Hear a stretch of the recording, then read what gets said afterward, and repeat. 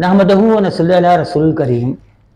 बुजुर्गों, भाइयों, दोस्तों और बहनों, हब्बे फालिज यानी गोलियां, छोटी छोटी गोलियां जो फालिज के लिए कारआमद हैं, दिमाग और असाब और फालिज में बे इंतहा मुफीद हैं।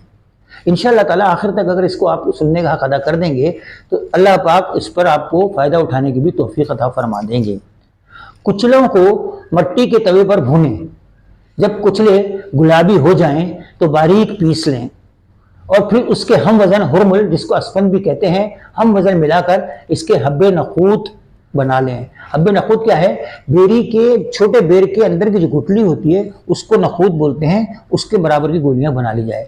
2 गोलियां सुबह, 2 गोलियां शाम, पानी के साथ या दूध के साथ दी जाए। इंशाअल्लाह बहुत जल्दी ही फालिज रिकवर हो जाता है। इस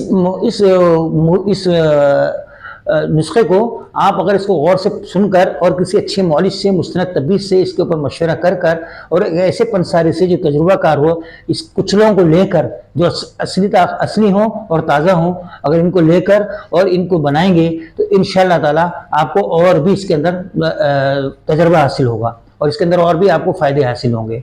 तो इसको आप बनाइए और इसको सवाब की नीयत से सब्सक्राइब कीजिए, लाइक कीजिए और शेयर कीजिए। इंशाअल्लाह ताला मेरे इस वायरल वाले सदक़े जारिया में आपका हिस्सा भी शामिल हो जाएगा। अस्सलामु अलैकुम वरहमतुल्लाहि वबरकातुहू।